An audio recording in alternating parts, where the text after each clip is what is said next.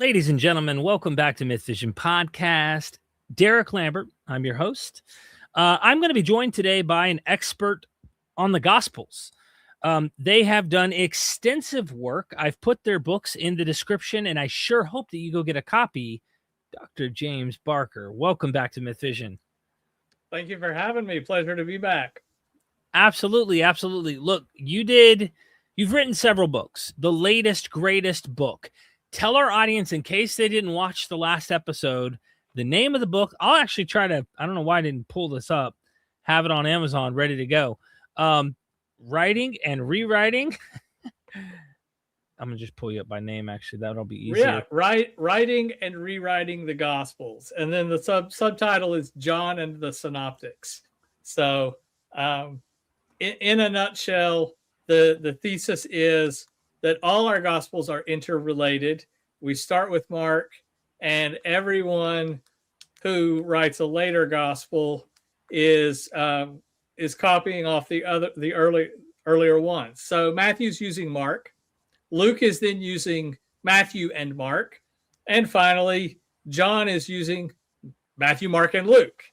And it is what I described through at various points throughout the book. It's simply a snowball effect. So you get one thing going and it builds, and everyone who writes later builds on what came before. And that gets us our four Gospels. And none of them is independent. And we don't need to make any appeals to hypothetical sources. We don't need to make any appeals to hypothetical compositional stages that we've reconstructed in our minds of, well, first there was this iteration of such and such gospel. We take the Gospels basically as we have them, longer ending of Mark being one exception, the woman caught in adultery in John being another. Except for that, we basically have what text critical scholars have reconstructed as our text and say it's as close as we're going to get. Mark came first. Matthew used Mark. Luke used Matthew and Mark. John used all three of those synoptic Gospels. So I'd like to ask you, because you work in the field. I was just texting with Hugo Mendez earlier, and then I was texting with Goodacre earlier. And you know me, I'm always like, both great. Yeah. Goodacre wrote the foreword to my book. Hugo blurbed it. So great friends of mine, great minds. I stay in good circles, and I did a recent video where I clapped back at a famous apologist named Wes Huff, who made some statements that I think were just a bit over the top, exaggerative. But, I kind of wanted to ask you about the consensus pertaining to the work you do.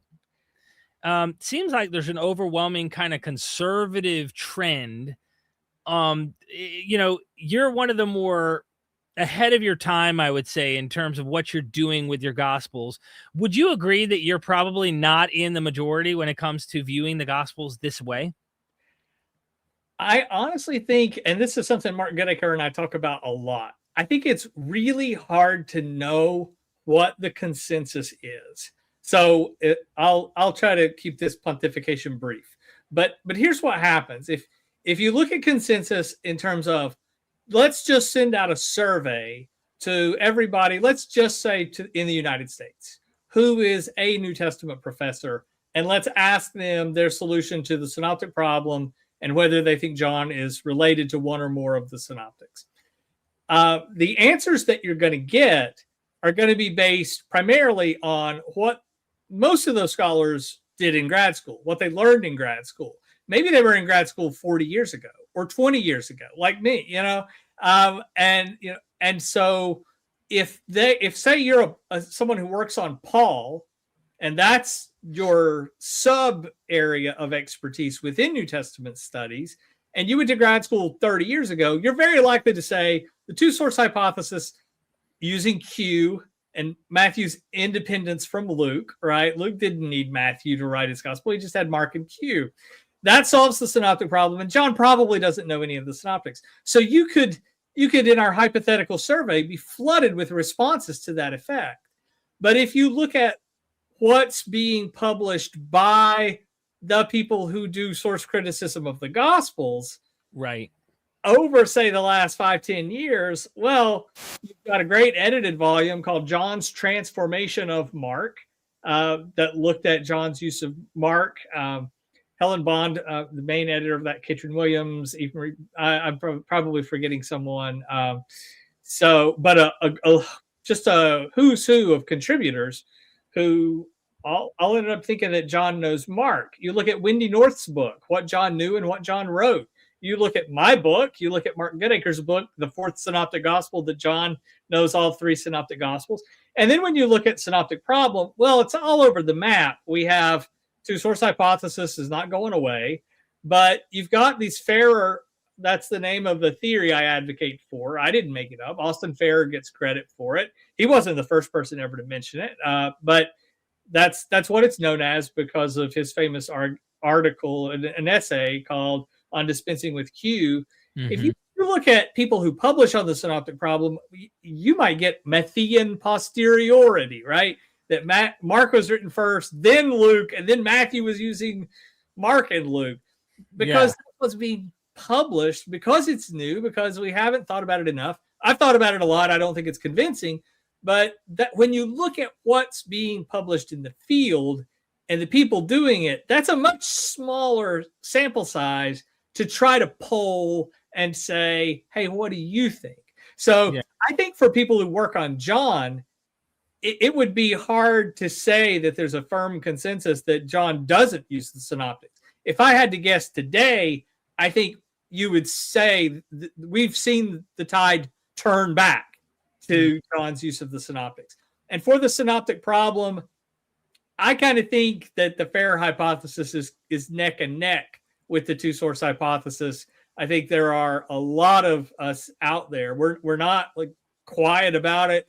We're not, keeping our thoughts to ourselves. These things are being published, and I'm not the only one. Mark Goodacre's not the only one, although he deserves a ton of credit, to be sure, for his work, The Case Against Q. That, for me, when I was in grad school, does it. That settles it. I was predisposed to being a Q skeptic, but I was taught by a Griesbachian who still held the Matthean priority, and he told me, he said, don't believe this because I think it. Think for yourself. Figure out for yourself. I found the Farrer hypothesis. We've got to hold the Mark in priority, but we don't need Q. And Luke's got to be using Matthew here, there, and everywhere.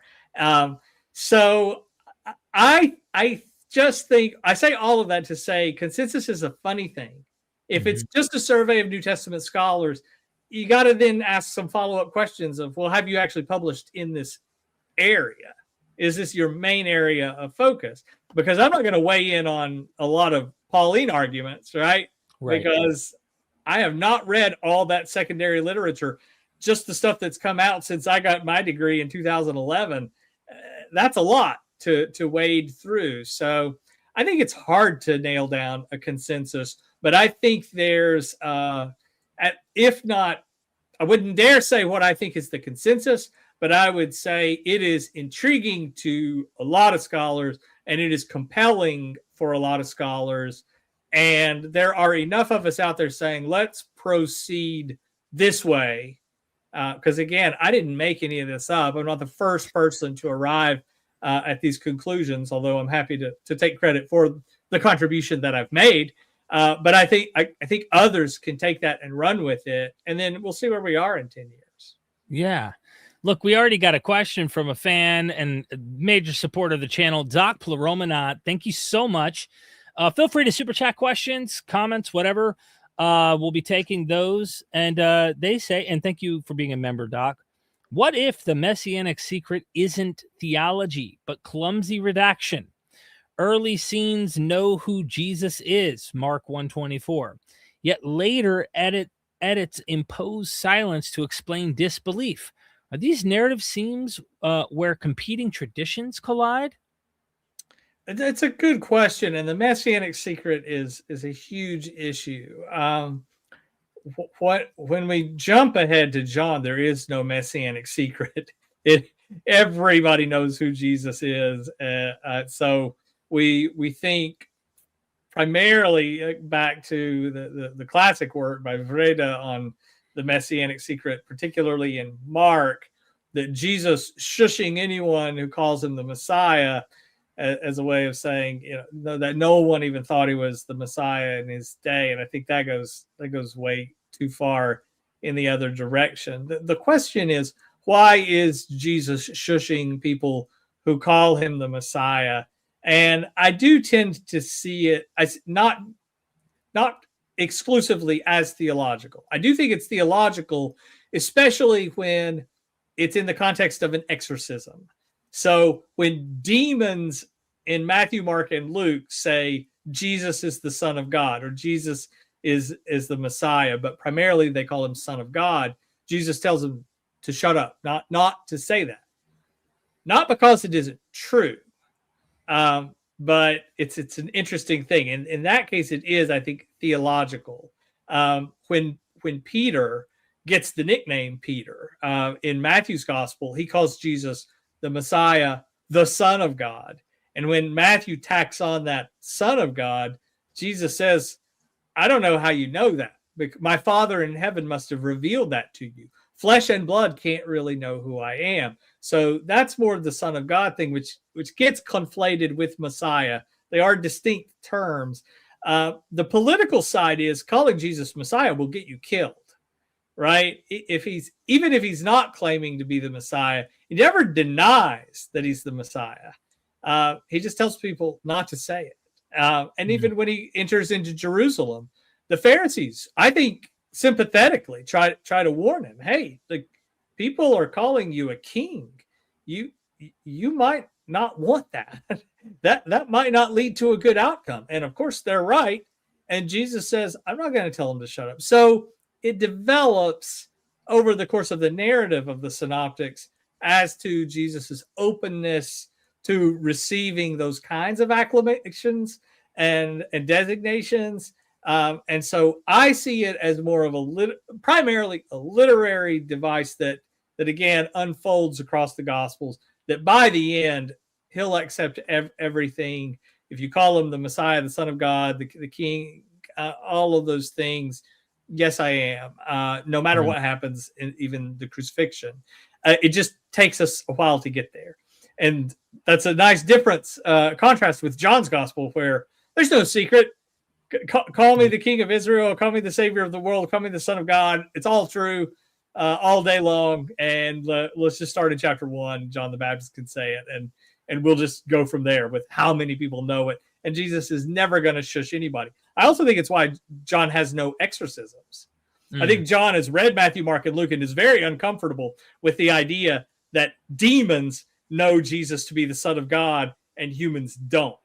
So he has numerous human characters calling Jesus the Son of God. So is it theological? Yeah. Is it exclusively theological? No. It's also a literary trope, but I don't think it's that clumsy, because I do think we see an increasing acceptance on the part of Jesus to receive those acclamations. And then I think that John just takes it, runs in the completely different direction. It's not as though sometimes he wanted to be called Messiah, sometimes he didn't, and somehow these traditions were trying to find a way to fit them together. I think they fit together fairly well, and as they stand, and they just develop, and over time Jesus becomes more comfortable saying, "Yeah, now is the time." Now's the time to say it, especially when he enters Jerusalem. Before we move off of this, and thank you, Doc, again, big super chat here. I think of the messianic secret trope. You mentioned the trope. Would you maybe agree or disagree that trope has its commonality? Like, for example, when you look at Joseph in the Old Testament, let's just go to Scripture first, or even Homer with Odysseus, but I wanted to stick to Scripture, where he's right there, but they don't recognize him. And there's this kind of theme where the guy who's right in front of you the whole time, you don't realize who he is, but they're kind of hiding that secret of his identity in a sense. Yeah, I think that works. And especially when I always point out in the Gospel of Mark, it is to the letter. If you go from start to finish, the exact midpoint of the gospel is the transfiguration story. And that is the turning point of our earliest gospel. And that is when 3 of Jesus' disciples see his metamorphosis. Mm-hmm. And they know he's something other, right? They hear the voice from heaven. And because in Mark's gospel, at the baptism, it is, "You are my son." Sounds like a private religious experience. "This is my son." The 3 disciples hear that at the transfiguration. Matthew likes that, steals it, puts it already at the baptism. Right. Like no spoiler alert, right? You just it's already out there. But for Mark, it is that unfolding. But like you say, they don't recognize who he really is. It's when he's walking on water that they think he's a ghost. And he's like, "No, it's me." And they're terrified. And you should be scared of ghosts. Right. So they don't. There is a theme of they don't always recognize him. And then when you carry that forward to the resurrection appearances, they really don't recognize him, or they see it and don't even believe it when he's standing right in front of them, or they mistake him for someone else. And then if you look at the apocryphal gospels and the apocryphal Acts, they take that idea and run with it. Where, sometimes Acts of John will say he would look like a little kid. Sometimes he looked like an old man. Sometimes he was all flabby, and sometimes he was really ripped, and he was always appearing to us in these different forms. And it's easy for my students in the Bible Belt to read that and say, "Oh, that's heresy. That's not what the Bible says." And I say, well, it is kind of what the Bible says. It's just not fully explained why they misunderstood him, mistook him for someone else.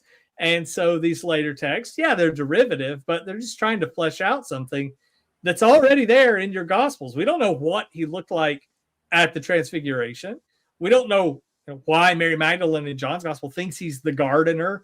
We don't know why those two guys on the road to Emmaus in Luke's Gospel didn't know who he was until he broke the bread. So that idea of he's right here and you see him, but you don't fully get who he is. It's there. And like you say, it's there in other literature too. And so it's not unique to Jesus or the Gospels, but the Gospels like to play with that idea. And they tend to play with it more and more as they go along. But the walking on water is a key scene. The Transfiguration is definitely a key scene. Resurrection appearance is crucial to theology of the early church. The idea is they're seeing the risen Jesus, but they didn't know it was Jesus. And you think, why would you write the story that way? Because it would, right? If you're trying to convince people that Jesus rose from the dead, and you're doing that by saying, and when they saw him, they were like, "No, wait, that's Jesus." The people who knew him and spent however much time with him saw him but didn't recognize him. It's kind of a funny claim, and definitely an interesting take. Not how I would have written my gospel, but hey, right. I didn't write them. Thank you, Bakken. Thank you so much for this, being a member for 19 months. They throw their membership question up.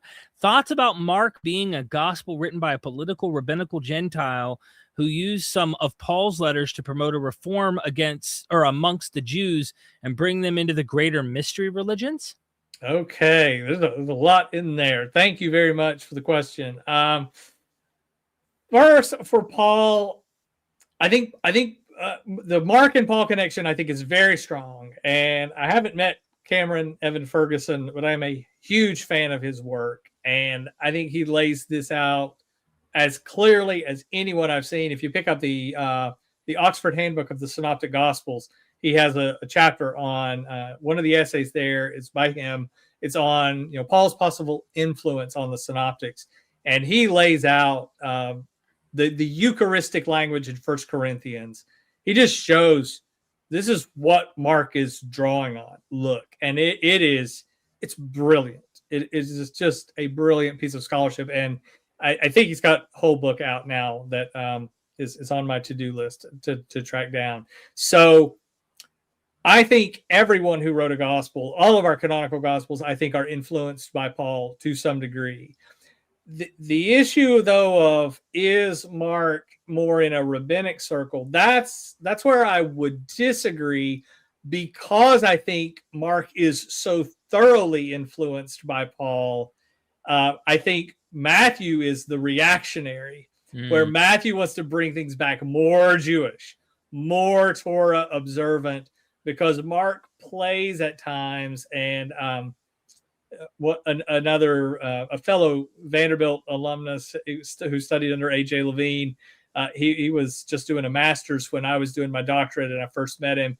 And he started working on this idea of not just that Mark is very Pauline and anti-Jewish, but that Mark plays on distinctively Roman stereotypes against Jews. So a key example of that, he argued, Ricky Scheinel said that when Jesus heals the townspeople after he heals Peter's mother-in-law, that they wait until sundown, until Sabbath is over, is sort of this, don't break the Sabbath. And the idea that Romans think that Jews fast on the Sabbath because they don't understand there's a day of preparation, like they don't cook, but that doesn't mean that they don't eat. And you see this play out. So Myrick read very carefully and found these places where Mark sure seems to know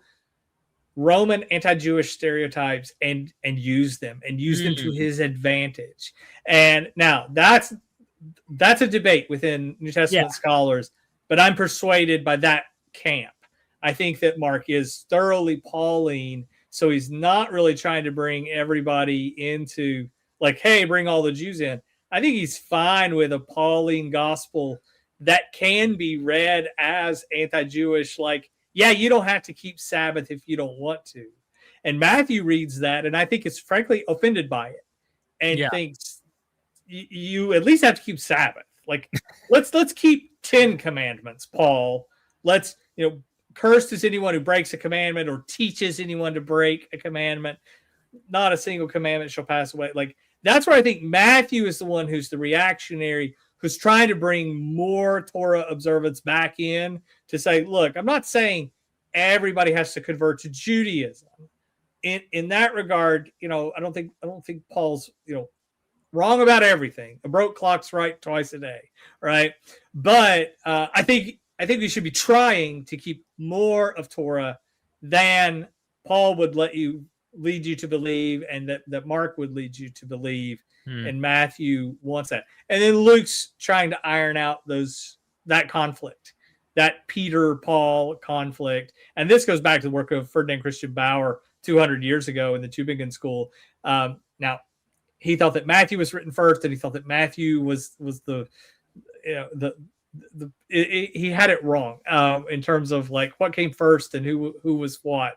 But in terms of Luke trying to iron out the differences, because he still held to this idea, the traditional idea that Mark was associated with Peter at Rome, and therefore Peter must be behind Mark's gospel. No.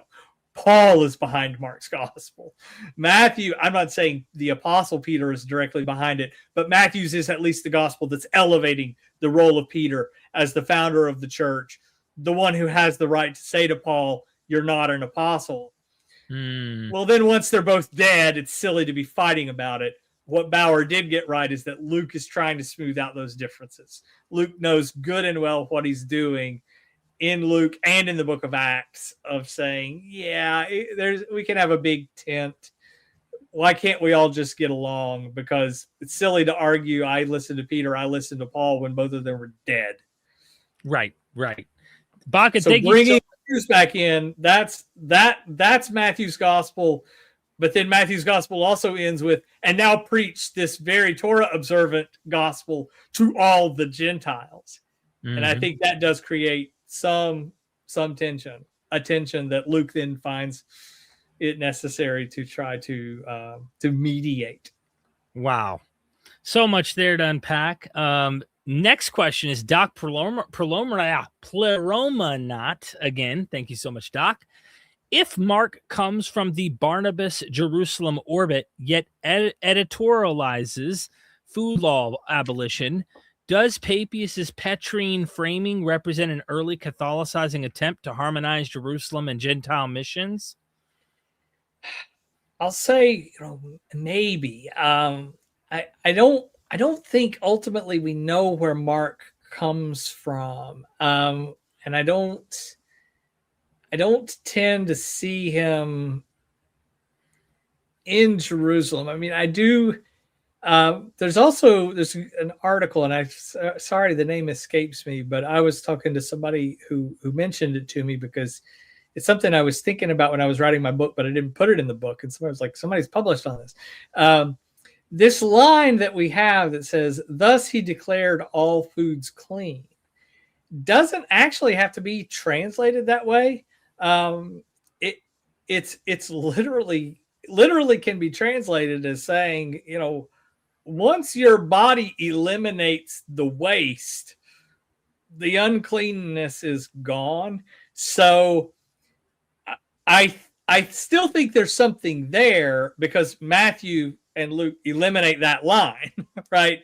So they see it as, well, you can read this as the abolition of food laws, and we definitely don't want something that anti-Torah.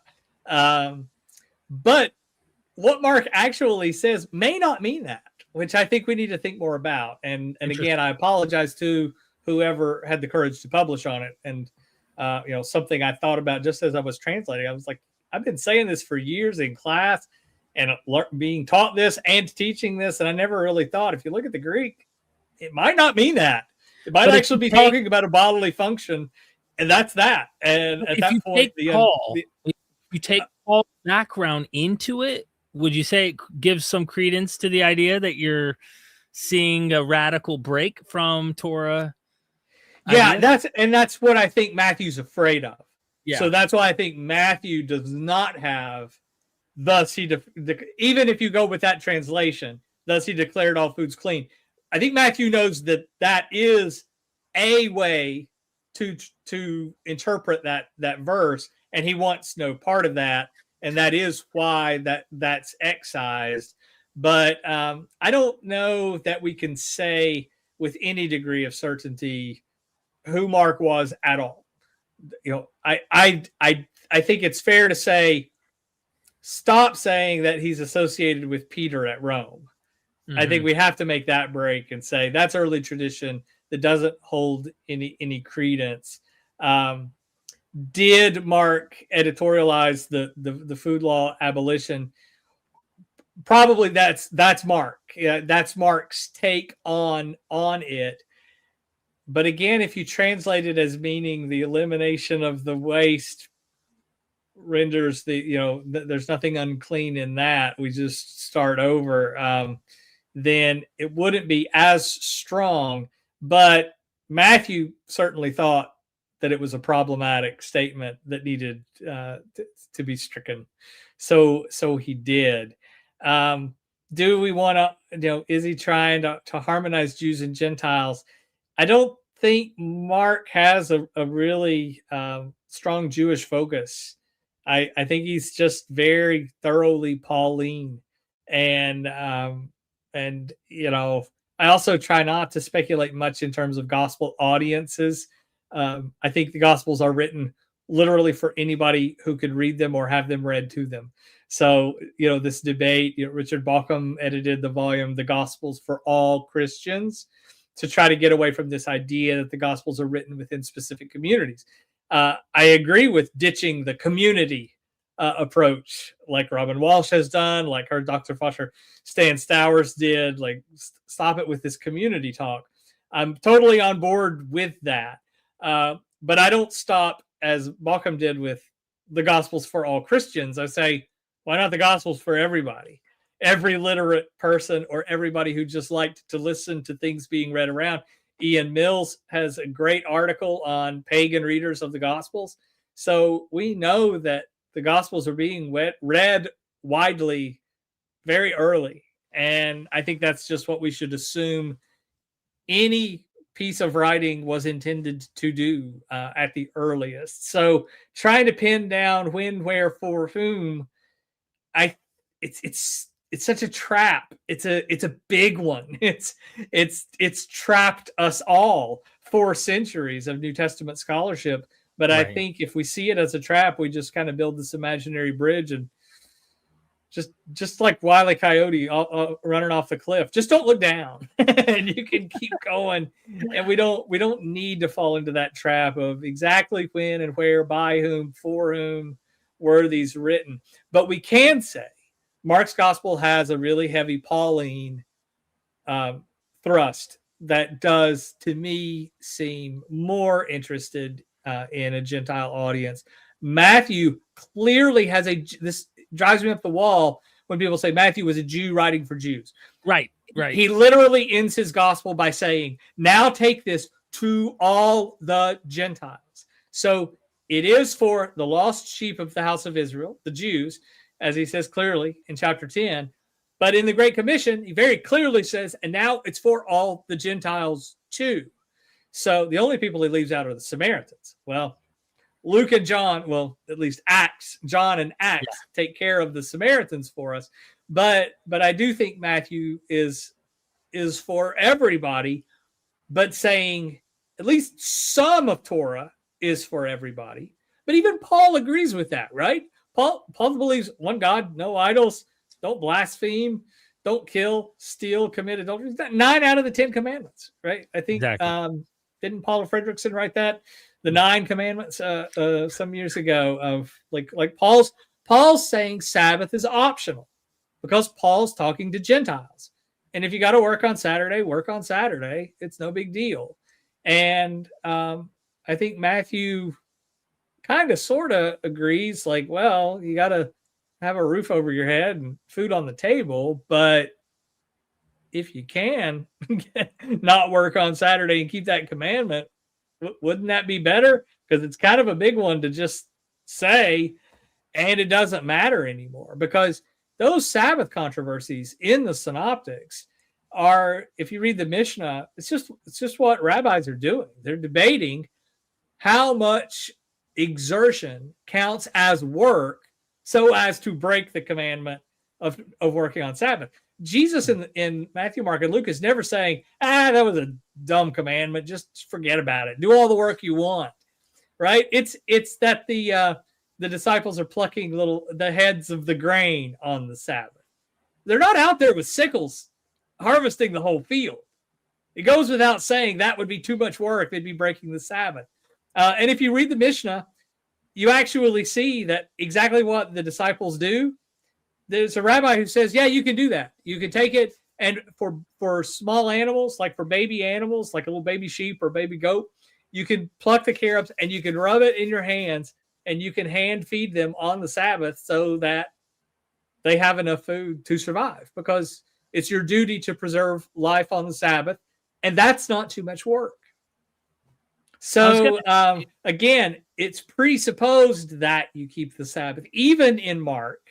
But I do think Mark is more influenced by Paul, where Sabbath is optional. Food laws are clearly optional. But again, that's not an argument that Jews would be having. Like, Jews were never telling Gentiles everywhere to stop eating pork. I'm from Tennessee and I live in Kentucky and I love pork barbecue. No Jews ever said, stop it. Right? Yeah. The idea is, those laws were given to us, and we got to keep those laws. Those laws were not given to you. You don't have to keep those laws. So in that sense, there's not a wider debate, but it's very easy to relax a commandment to tell Gentiles they don't have to keep those commandments and sound like you're abolishing them altogether. So Matthew is very keen to have Jesus say explicitly, do not think I came to abolish Torah. And so he is trying to bring in like, hey, nobody's going to keep every single commandment, but maybe you should try to. It wouldn't hurt to try. It does give you the right guide. Just so I make sure I know you mentioned this in passing to some degree, but his phrasing, and I didn't want to leave anything hanging in the super chat, does Papias's Petrine framing represent an early Catholicizing attempt to harmonize Jerusalem and Gentile missions.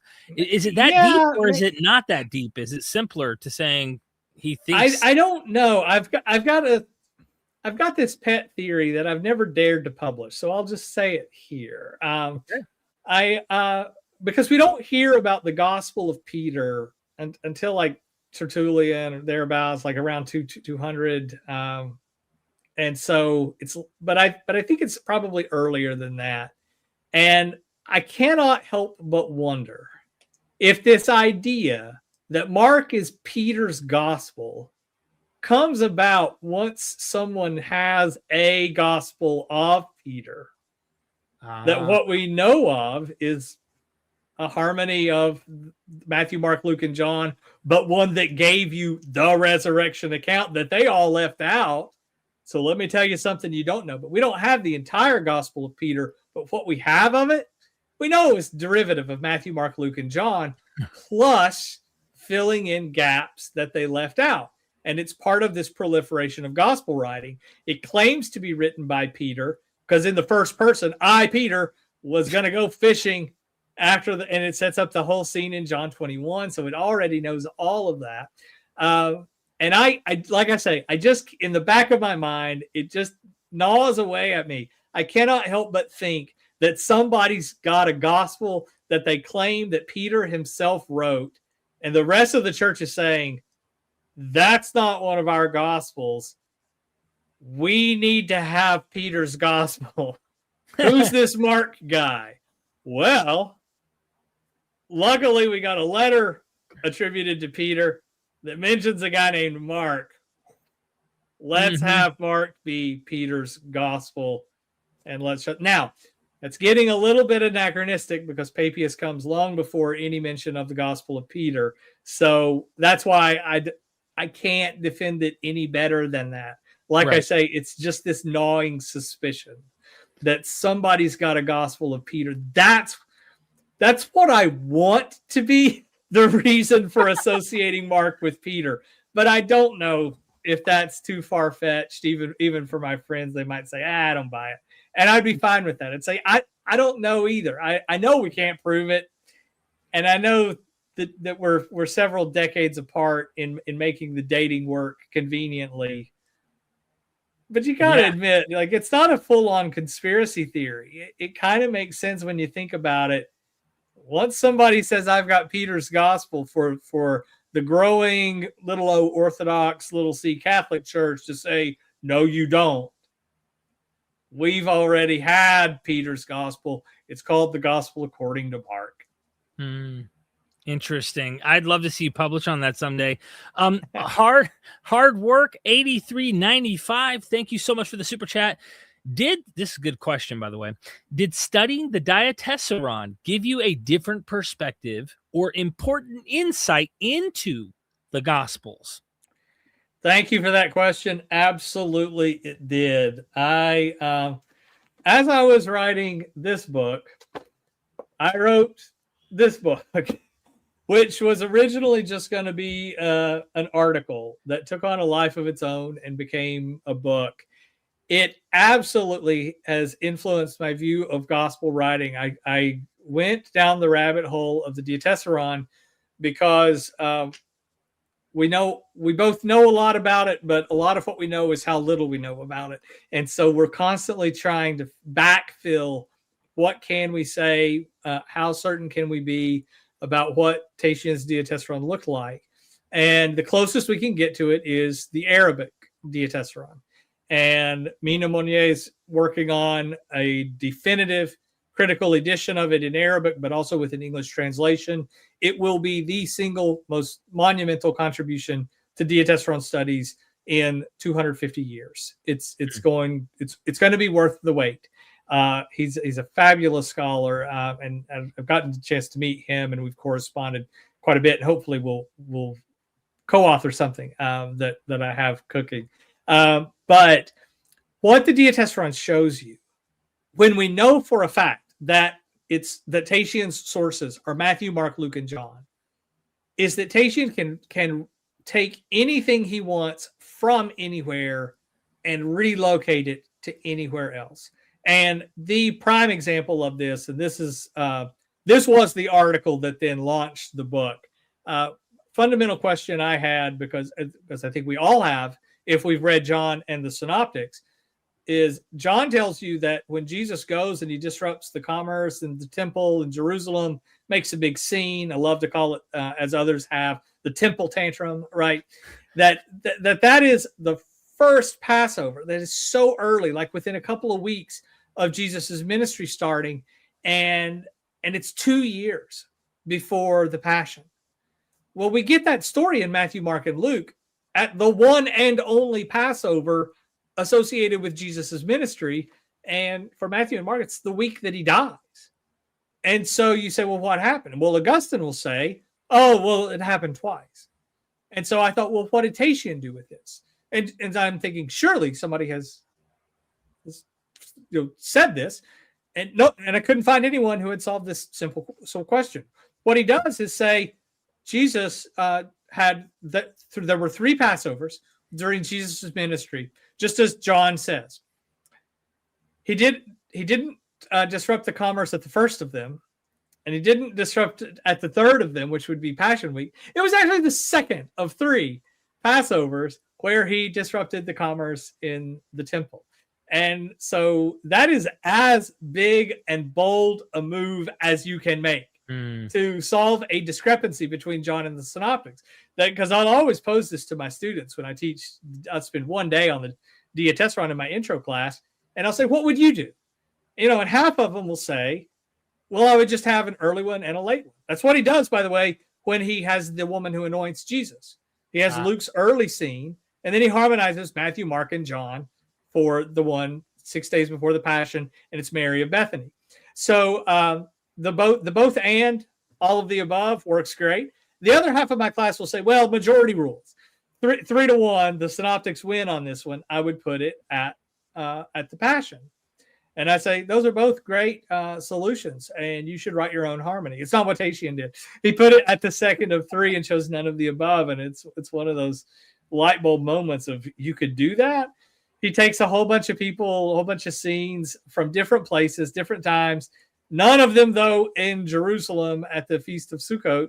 And he's like, let's put all of them here, one after another, all these people who had some issue or question about money. Let's line them up and put them in a parade, and they all just come through one after another, and Jesus talks about money at Sukkot in Jerusalem. The Sukkot in Jerusalem is only in John's Gospel. But all those money questions are only in Matthew, Mark, and Luke, and none of them are in Jerusalem. So when Tatian exercises that much authorial prerogative to tell the stories that you know good and well from the Gospels and stories that he knows good and well that you know good and well, he still takes the time and the freedom to put them elsewhere. And I said, yeah, that's already going on in the Gospels. And I always cite Greg Carey's article on the Gospel of Luke, moving things ahead, that the anointing woman is just something that Luke takes. You know it at the end of the Gospels. I'm going to put it way early in Jesus's ministry. It's just something Luke characteristically does. So when you see Luke doing it, when you see Tatian reordering things, it absolutely influences my understanding of what it means to be a gospel writer. What it means to be a gospel writer is to have great freedom, to exercise great freedom with how you rework your sources. And it's what keeps me away from the historical Jesus questions of, well, what really happened? When did he actually do it? And I have to be agnostic on that and say, I don't know when. I mean, really back me into a corner. I don't know if it happened, but I'm no mythicist, right? I think Jesus did cause a disruption in the temple, and I think it's part of what got him killed. If I had to choose, I would say it probably happened the week that he died and got him killed. And John is a little bit embarrassed by that and moves it much earlier. But, I wouldn't stake anything great on that. But did a woman anoint Jesus? Sure, why not? Did more than one woman anoint Jesus? Maybe. But what I think Luke is actually doing is introducing you to all those women who follow Jesus all along, all the way from the Galilee. Because when you read Matthew and Mark, you get to the crucifixion scene. The disciples have fled and deserted Jesus, but the women are there. You know, the women who followed Jesus all along. And if you've read Matthew and Mark, you're like, I don't know. I've read your whole gospel up to this point. You never mentioned any women. What do you mean there were women there the whole time? Well, Luke takes the anointing woman and then says Mary Magdalene and these other women were there all along, all the way from the Galilee, supporting Jesus's ministry. So he moves an episode ahead as a way to eliminate the element of surprise that comes later. That seems to me a literary motive, not a historical one. So when Luke says, I'm writing you an orderly account, I don't think what he means is I'm putting everything in the exact chronological order that it happened. I think by orderly account, he means in terms of, if you look at rhetorical handbooks, how to write a narrative, that things need to make logical sense. I need to adduce the women who followed Jesus all the way from the Galilee, way back early in the Galilee, so that when they show up at the cross, it's no big surprise. And in that way, he's improving upon Matthew and Mark. Take that and then put an exponent, and you have what Tatian does with the Gospels. But he gives you all of Matthew, Mark, Luke, and John, just not in any of the order that they have. 3 Passovers is as close as you get, but he's given you half of the material from the Synoptics before we get to the first Passover.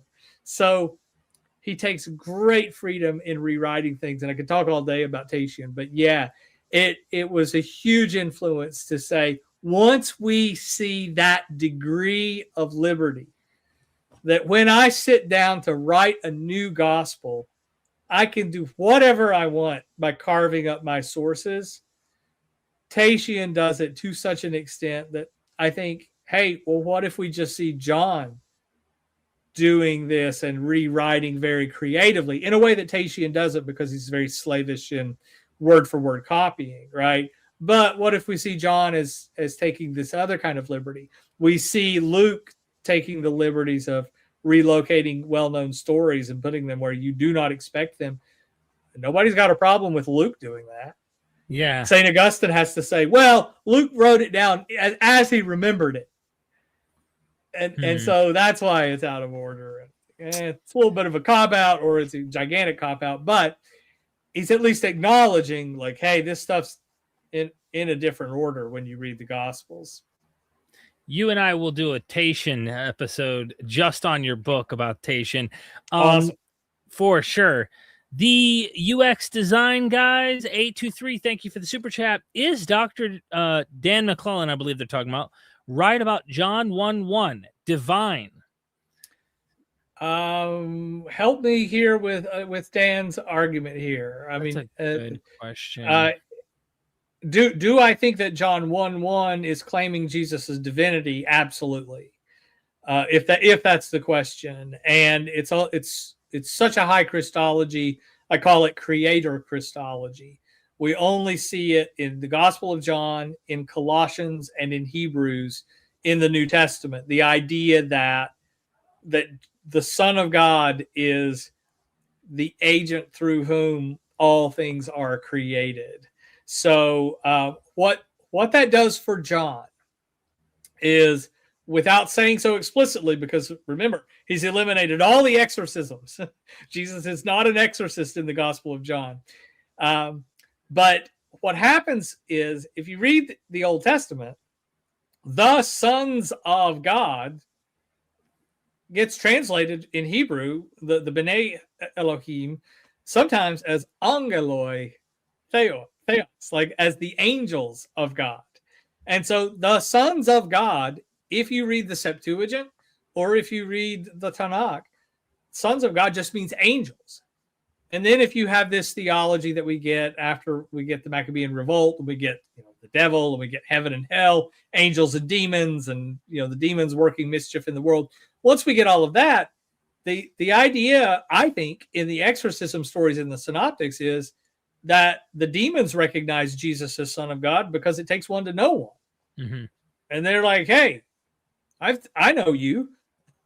What are you doing here? And that's what they say, right? When Jesus casts them all into the pigs and they run off the cliff, are you here to torture us before the time? So one, they know that he is a divine being like them, but they also know that he has some kind of authority over them, but it's unclear. It's not fully worked out. John has a problem with that.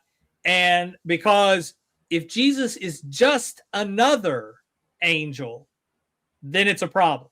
So saying all things have been created through him is saying Jesus as the Son of God not only pre-existed before he came into the world, because you can get that from Philippians and the Christ hymn, as it's called. We don't know if it was really a hymn, but this idea that Jesus pre-existed and then was born. But that pre-existence doesn't entail that he created the universe, right?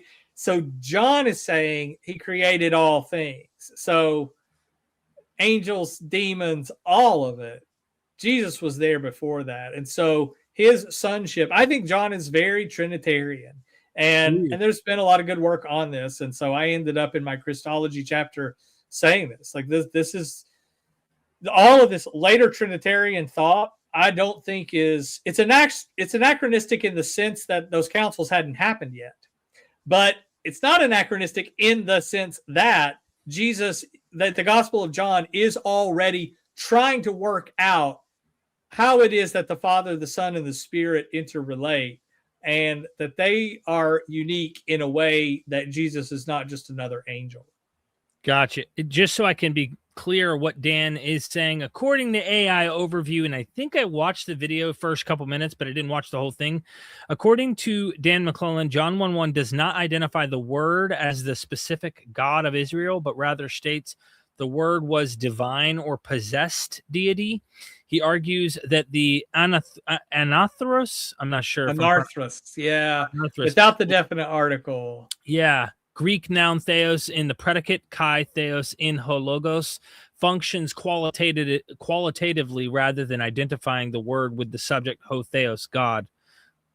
So yeah, I would see it as higher. I don't think the lack of the definite article is that big of a problem with that identification. I think when later theologians say, well, there's a divine substance, that the Father and the Son have to have a distinctiveness, and yet they have a unity. All of that's there in John, right? All the problems are there for you in John because the Son is like in the womb of the Father. Right. And then you're like, does that mean the begetting happened at some moment, before we could measure time? And that's why we have the Council of Nicaea to say, no, the Son has to be eternally begotten. But you get that with in the beginning, the word's already there. So how do you get back before the beginning? John's gospel poses all of the problems, all of the interpretive problems that later councils have to work out. But yeah, I think that the sonship is divinity, is like when in the gospel, when Jesus says in the Gospel of John, I and the Father are one. Well, he also prays to the Father, so they're distinct and yet they're united. And so that's all later Trinitarian theology, is the outworkings of, well, what does that really mean? And what I think is what we see at Nicaea in 325, what we see at really importantly at Constantinople in 381, that the Father, the Son, and the Spirit are all working together in a coordinated fashion at all times, in creation, in the revelation of prophecy, etc. What that determination at the Council of Constantinople in 381 is, I think, exactly what John is trying to do. John's understanding of prophecy, that the Father speaks the word and the Spirit is what illuminates the understanding of the prophetic word that was spoken. That gives you a way that the Father, the Son, and the Spirit all have to be interacting and working in a coordinated fashion for prophecy to work. Right. Because God can just speak the word and humans won't understand it. Got you. Like, well, I've got the Father and I've got the word. Enter the Spirit to give you the understanding of what all of this meant. And John gives you that. So someone might try to, and before we move from the super chat, because it comes to mind, I remember Alex O'Connor used this in a debate against a Christian apologist who was trying to bring in the two powers of heaven idea to try and like capitalize on showing why, Jesus did claim to be God in all the Gospels. And Alex points out, even in the Gospel of John, I am in you and the Father's in me and I'm in the Father. But then he's like, may you also be in the Father. So like what Alex kind of brings out to go a little further is to go, well, shouldn't we then expand the Trinity of God into a much larger divinity with all these humans who are now becoming divine as well? Because they're participating in that triune essence by being in him. You see where it goes if you follow the logic? Well, I would say no, because Jesus in John's Gospel in chapter 20 very clearly breathes the Spirit into them. He does. It's called the Johannine Pentecost, right? And so, like, don't be upset that I'm leaving you guys behind. Because I'm going to send you, the Paraclete, the Helper, the Comforter, the Spirit is what he means, right? The Spirit's going to come and enable you to do all this stuff, greater stuff than I've done. So I think in that sense, and that's where. Especially Greek Orthodox theology, the idea of this apotheosis, right? That the God becomes human so that humans can become God, in that sense, but not in the sense like that. There is a fundamental differentiation between the Creator and the creation, right? And so that human beings as created things and elevating Jesus to the role of Creator, I think is such a qualitative distinction that humans never can fully, you can't expand beyond the Trinity.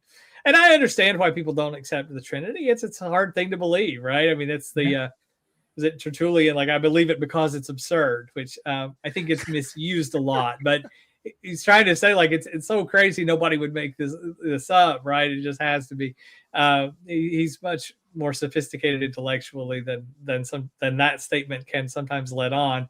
But I get the idea, right? That it is so complicated that I don't know that we'll ever fully figure it out. But I think John is already trying to. I think John is a Trinitarian thinker, and he's trying to think, I've got a Father, I've got a Son, and a Spirit. What do I do with them? What do they do? How do they work? And then what happens at Constantinople is to say, well, they all have to be working in a coordinated fashion. They're not designated different tasks.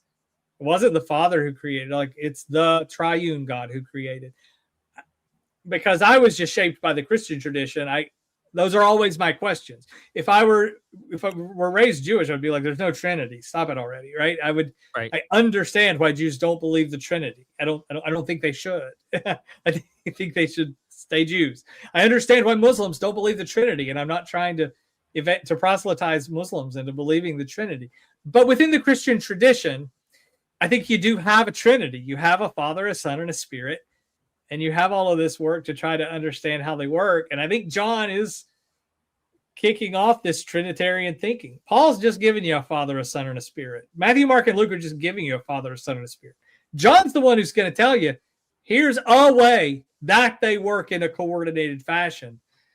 It just took the rest of the church almost 300 years to come around to, oh, yeah, that makes a lot of sense. Yeah.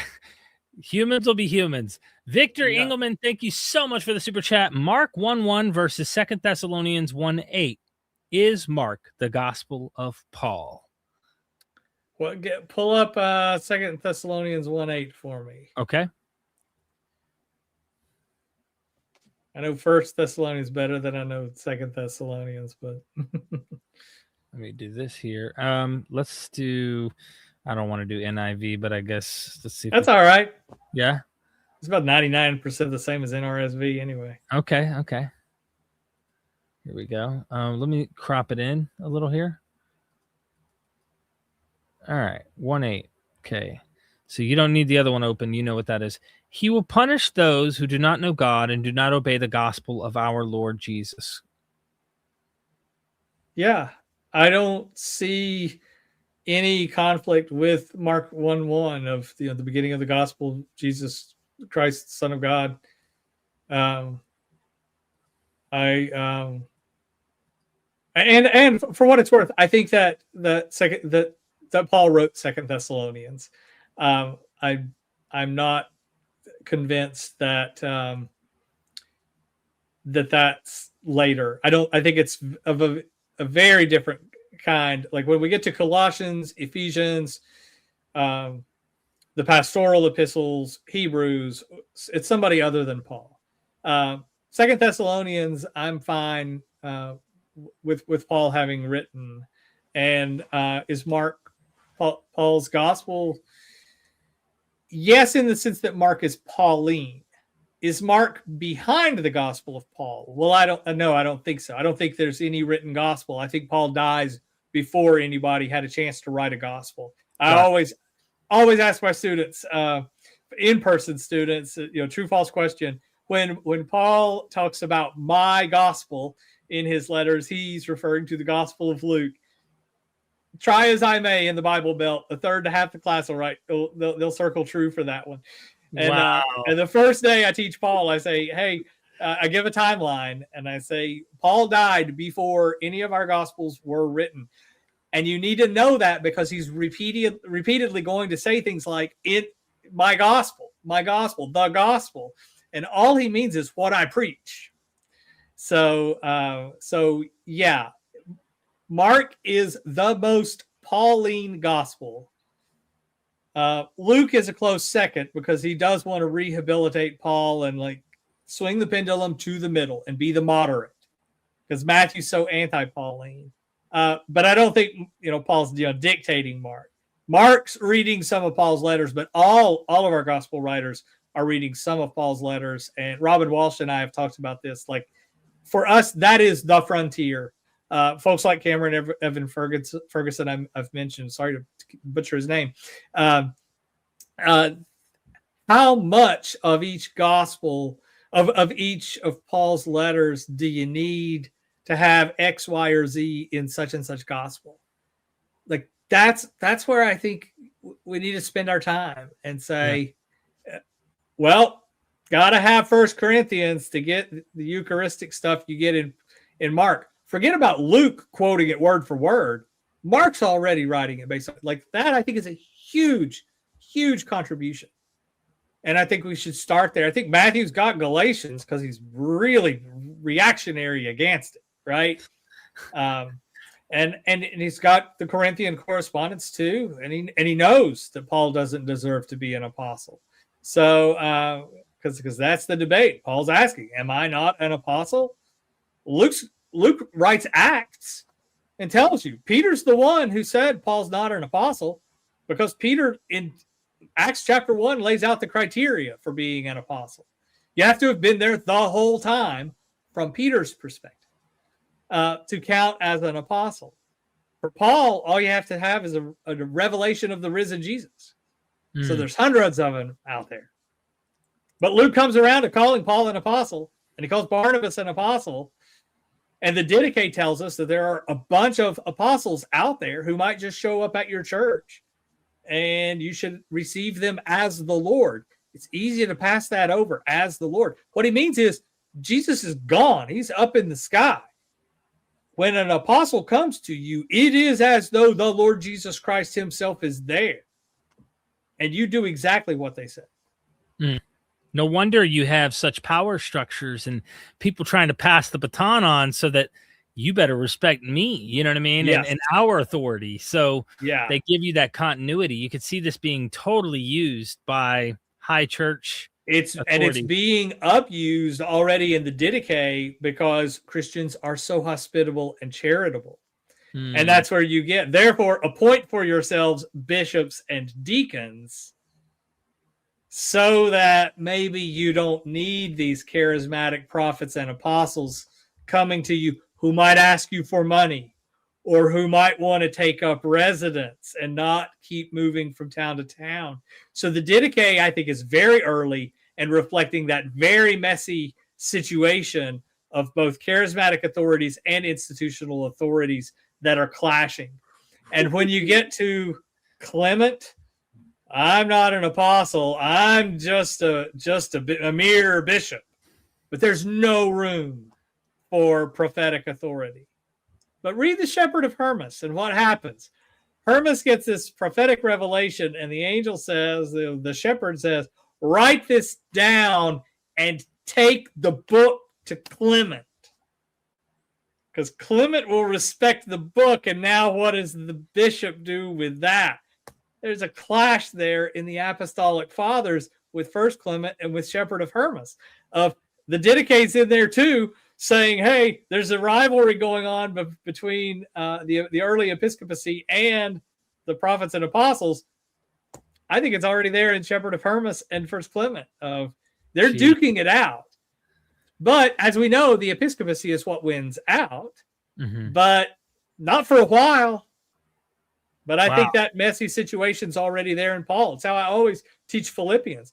I don't think it's an accident that Philippians 1:1 is one of those letters where Paul does not identify himself as an apostle, because he explicitly writes to the apostles and the bishop.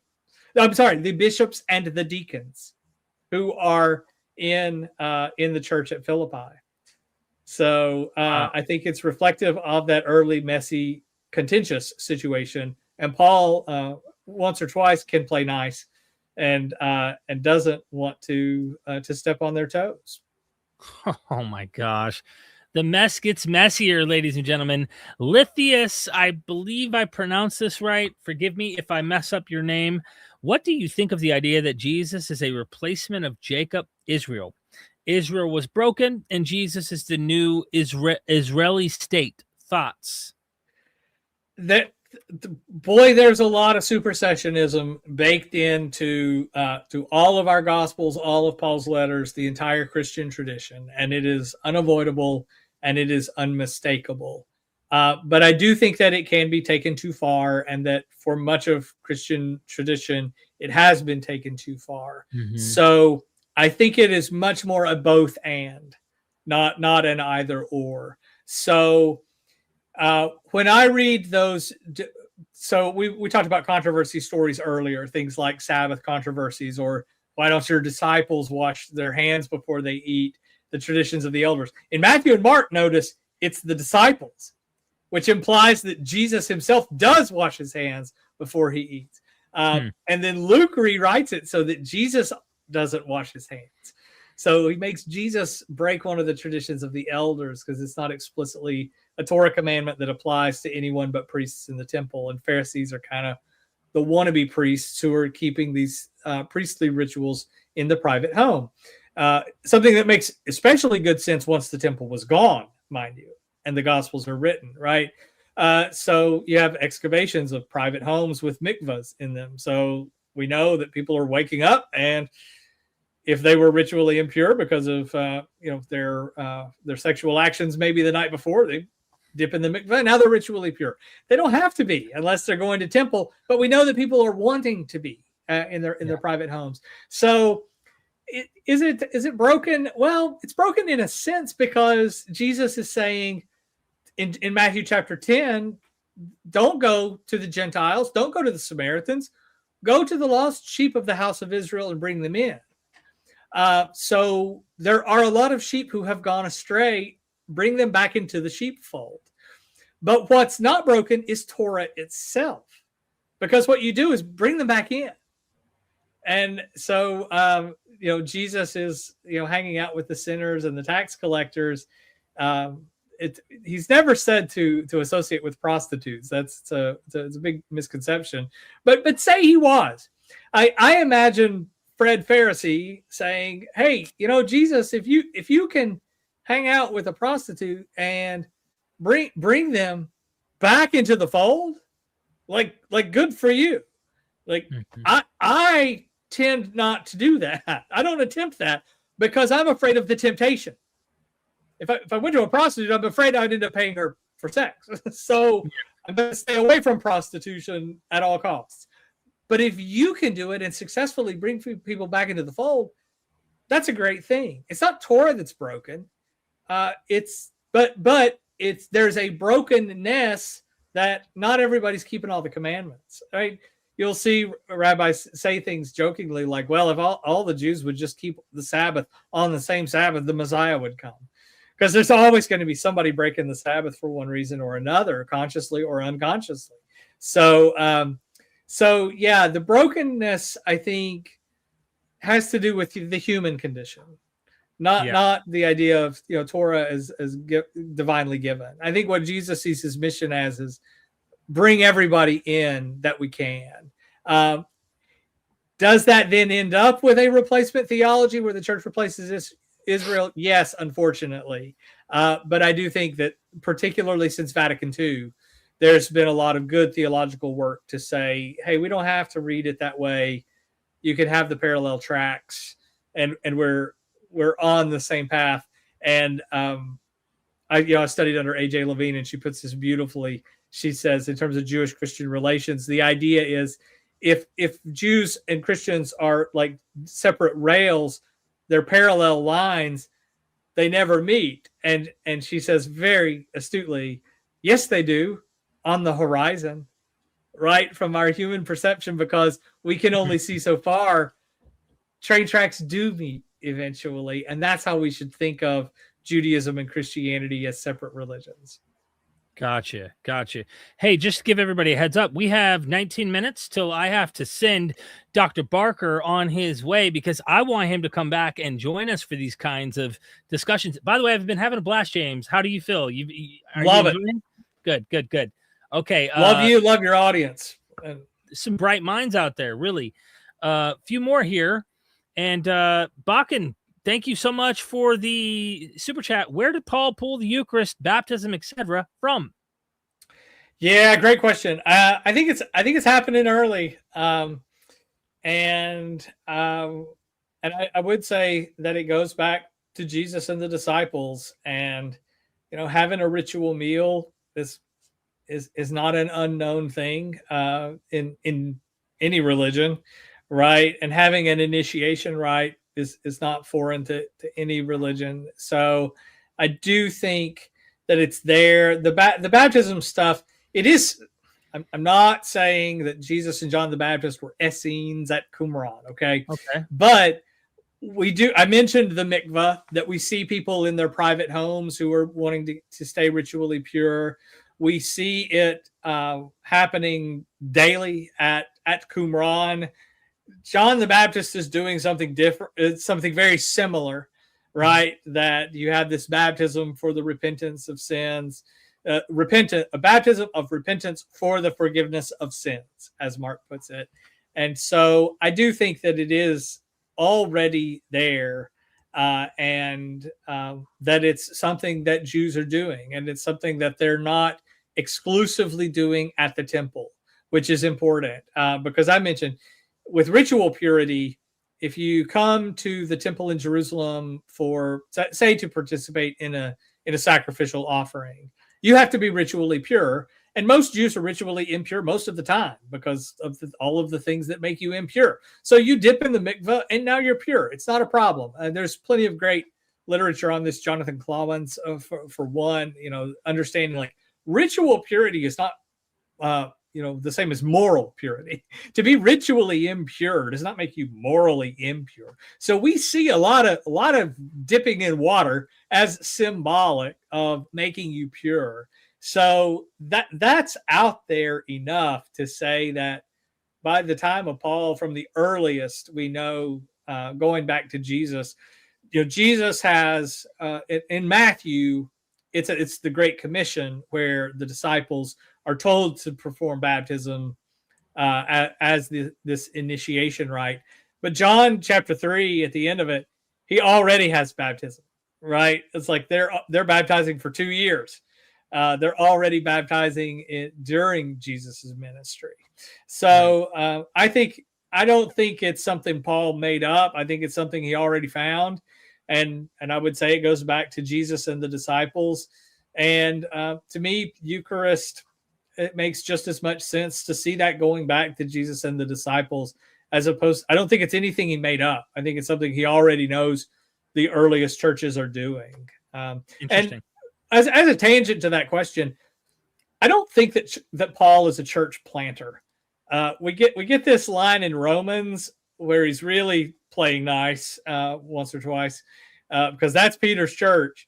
And so he says, "Oh, I don't like to go. I want to come see you, but I tend not to go places where others have preached. I don't want to step on anybody's toes. I'll just, go.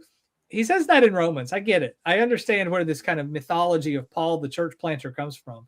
But you know what else he says in 1 Corinthians is, well, I'm glad I didn't baptize any of you. And it's total stream of consciousness, which I love. Like, he didn't even bother to edit this letter. He's like, well, I did baptize Crispus and Gaius, but beyond that, I didn't. But maybe I baptized a few people.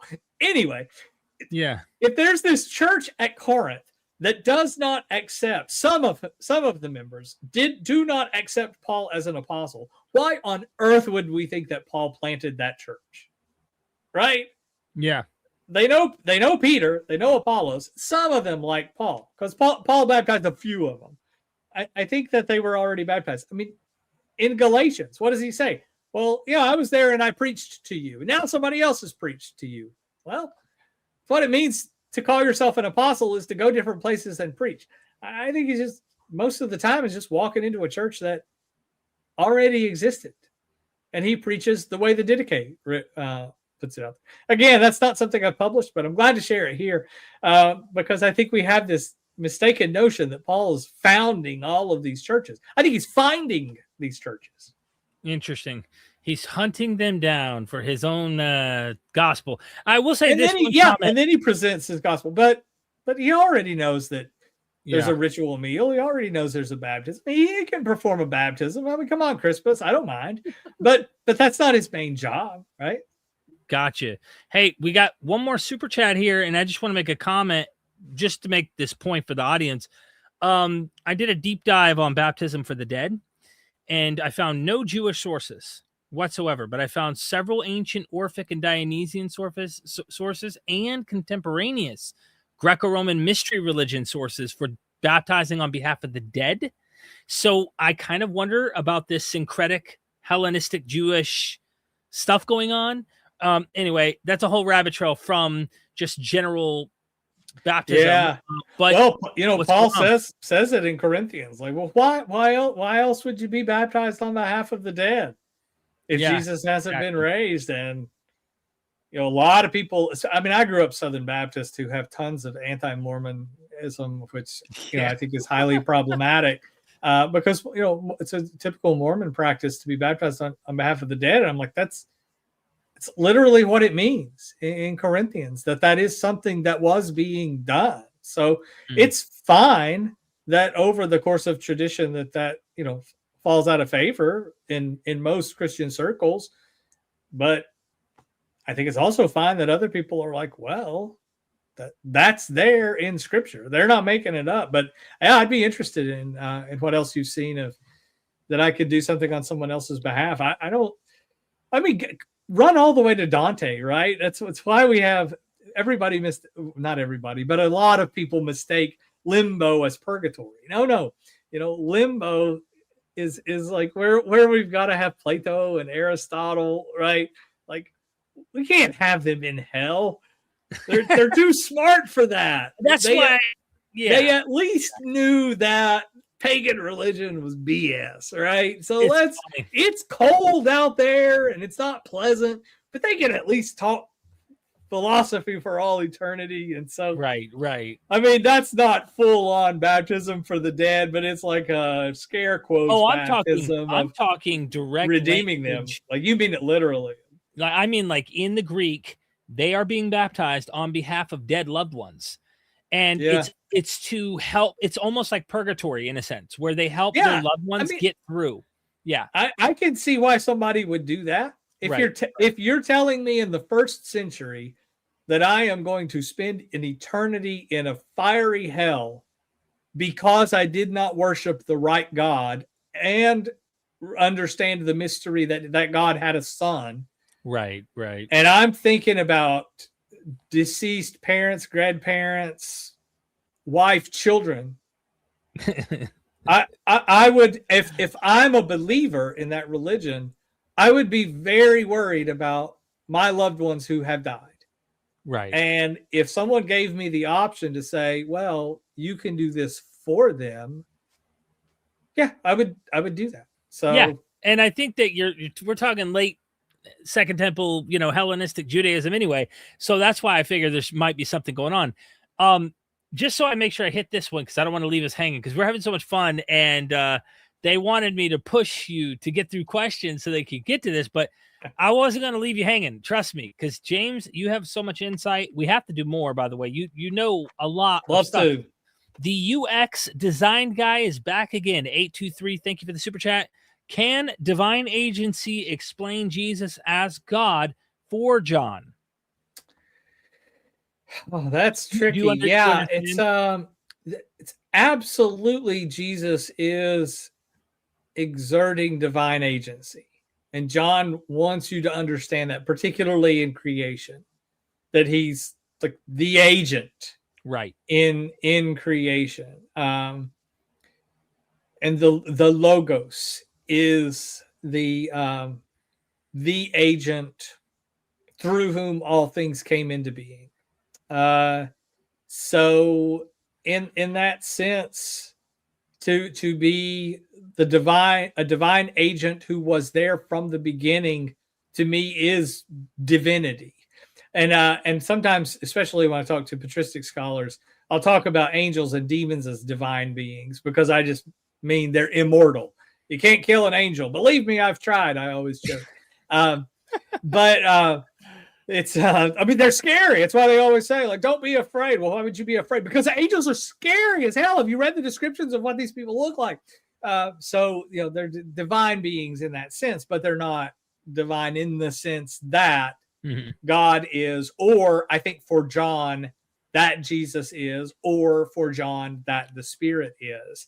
Now it does get really complicated, and Raymond Brown, I mean, the greatest Johannine scholar of the 20th century, he really gets at this. Like, it is messy when you look at the Paraclete and the Spirit who comes. Like, is that just Jesus?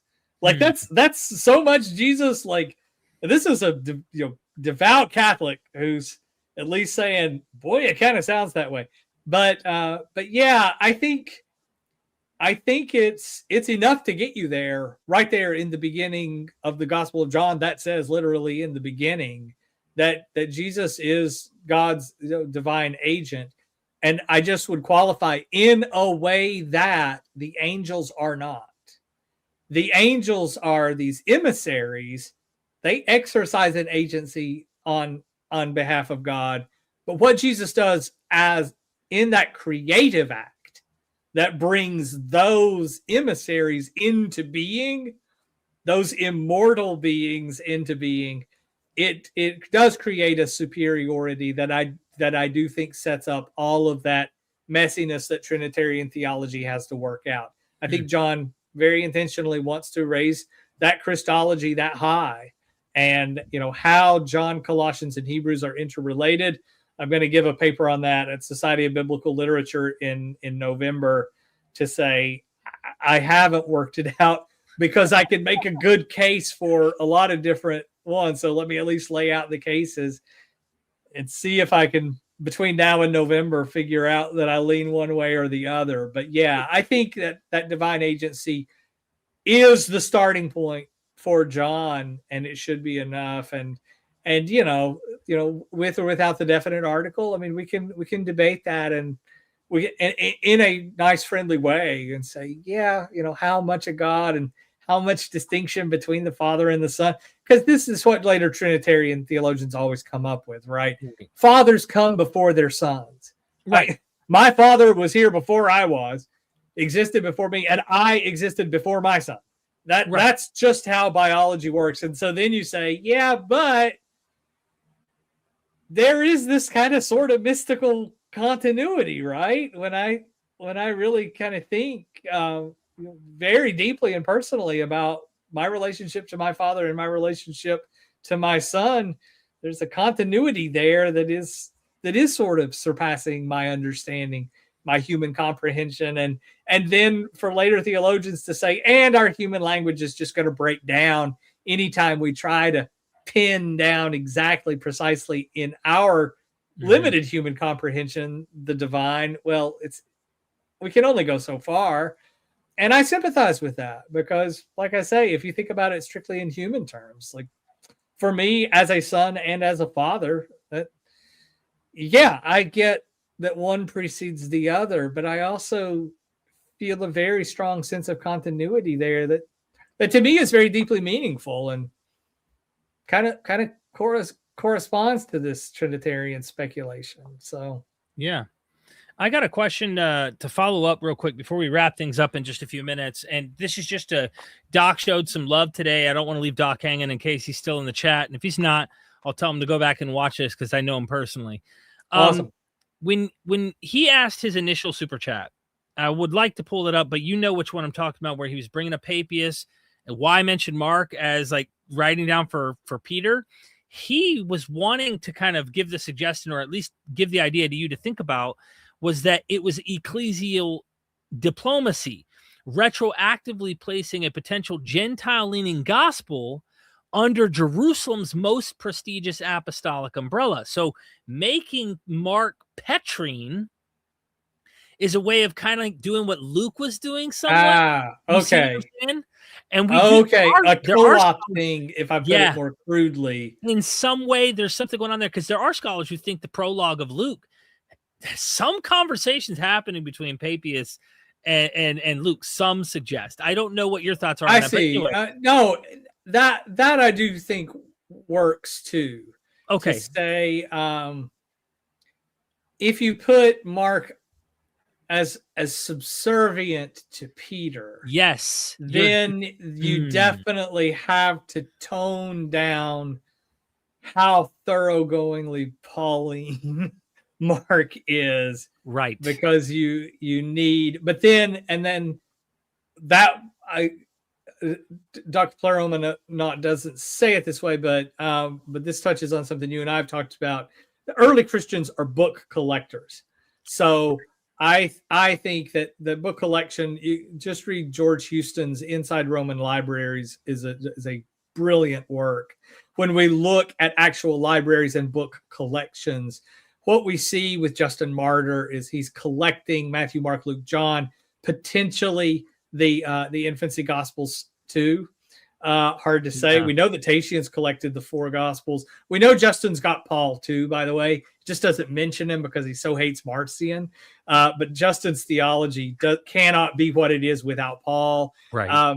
We see Justin collecting the Septuagint and its earliest known recension when he works with the minor prophets. So people who wrote Gospels knew that they were writing, the Gospel writing is proliferating, that epistles, the Christian epistles are proliferating. They're all circulating, and you can add to the pile.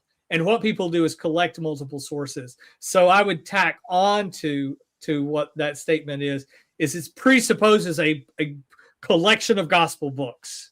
Got it. And then saying, how do we order them? How do we rank them? How do we sort them?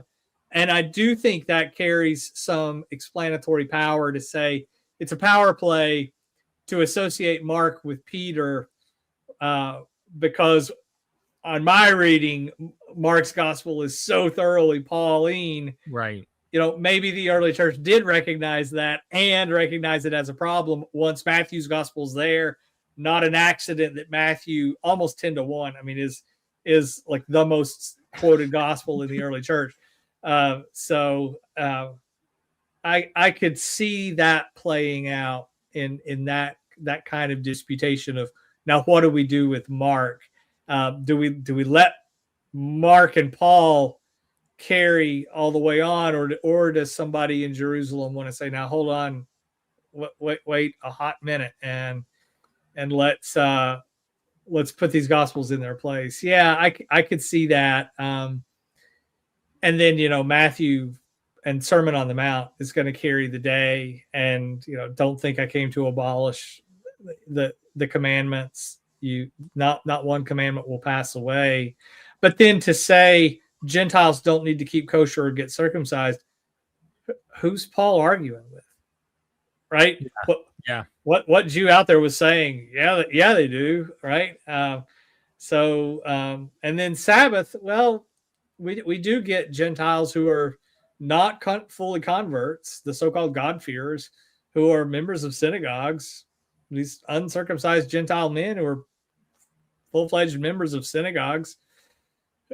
Who's Paul really arguing? Is this purely rhetorical in Galatians when he's saying, and by the way, you don't have to be circumcised, all of chapter 5, right? Yeah. Is there actually somebody saying, yeah, you do? I mean, maybe. Or is it hyperbole of, oh, you're saying you got to keep all the commandments? Well, line up and I'll sharpen my knife. No, right? So it is this debate of how much Torah do you have to keep? Because again, from a Christian perspective, yeah, you do have to ditch the paganism. Yeah. The one God, the no idols, the no blaspheming God, the murder, adultery, you can go on and on with the commandments that remain in force.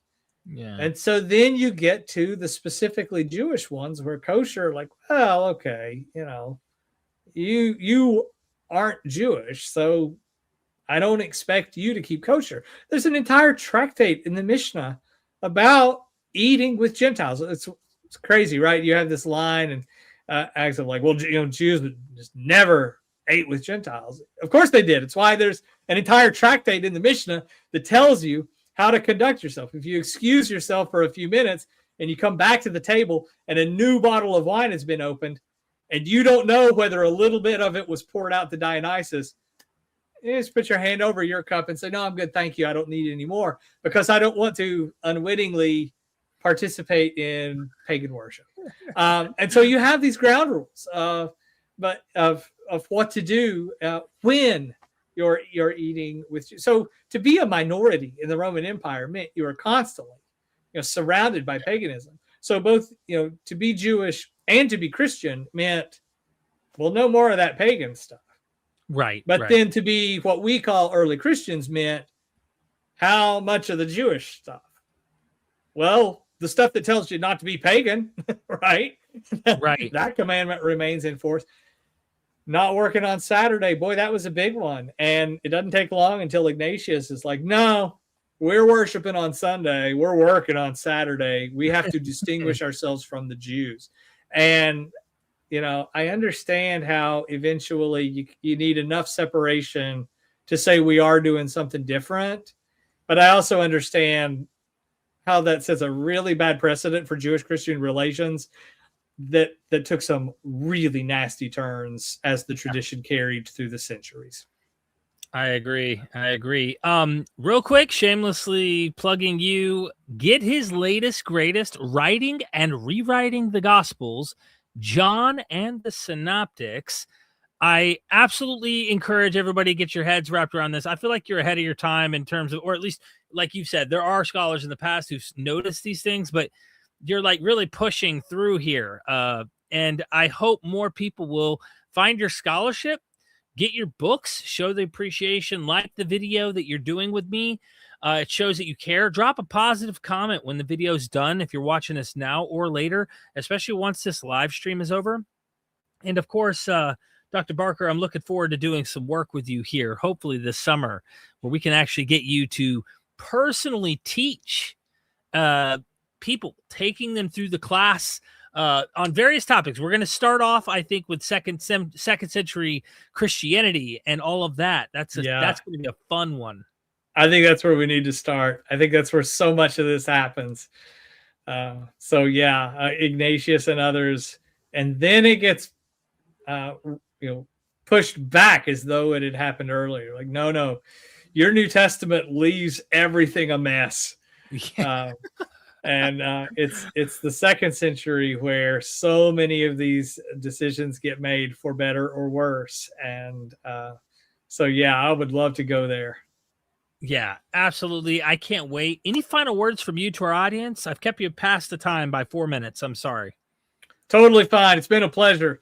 Love the time with you and your audience, and love the platform that you give, and appreciate the plugs for the book.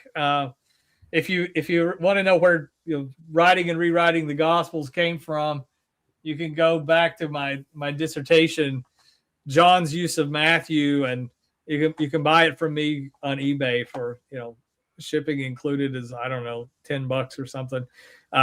Yeah. I can point to the box of them I have. To get it reprinted, I bought back all the old ones. So actually, after last time I was on there, I had one eBay sale. It was like awesome. somebody wanted to check out the book. I need to get cheap, the link. It is kind of fun to go and say, okay, I can see what got you thinking of that. Because when I wrote that, nobody thought John was reading Matthew. Almost nobody. Franz Nijrink in Leuven in Belgium, he held strong on John's use of all three synoptics. Into the 90s, he was still publishing, I believe, and but it was definitely a minority position. And now you just find scholars saying, well, yeah, John probably knew all the synoptics, and you think, wow, okay, the field is ripe for the kind of work that I'm doing, that Mark Goodacre doing. Others, we're not the only ones doing John and the Synoptics. Tyler Smith has done work on this. Who am I leaving out? Can't think of her name. The name, I see the face, but I can't think of the name. But yeah, there's Helen Bond is convinced that John knew the Synoptics. So. And she was one of the editors of the John's Transformation of Mark volume. So yeah, I think we're arriving there, and when Mark Goodacre, who's been so good and gracious to me from the beginning, when no one knew who I was, and supported my book project, my earliest work on ancient compositional practices, for his book to be there too, for Erdman's to put out both of our books in the course of a year. Wow. We are making a concerted effort to say we want the field to move in this direction, adopt the fairer solution to the synoptic problem, and see John as using all three synoptics. Michael Goulder had that same idea, and I should have mentioned him in my book. I was remiss not to. Again, I'm not the first to arrive at that, but I hope with this book, and you've read it, and so the style of it. Yeah. The way I'm talking to you and your audience here now is the way I talk throughout this book. It is a conversation. It is written for a popular audience. And so, it's not one of these books it's this thick, right? It's not 500 pages and half of every page is not a footnote. It's not that kind of book, because I want to popularize this idea and start with the simplest thing of, well, how did you even write? And leave no stone uncovered. Like, start with the most basic and build throughout, and plead guilty to being overly simplistic, because I think it's the rest of scholarship that's overly complicating everything needlessly. And so let's get back to basics and let's simplify everything. Thank you so much, Dr. Barker. Ladies and gentlemen, make sure you show him some love. Get the book. Stay tuned. We will have some courses soon. And thank you for your time, James. I really appreciate it. Thank you. Everyone, never forget, we are Mythvision. Son, do you want to know what the truth is? After this, there's no turning back. You take the blue pill and you wake up in your bed and believe whatever you want to. You take the red pill and you stay in Wonderland. And I show you just how deep the rabbit hole goes. Remember, all I'm offering is the truth. Nothing more.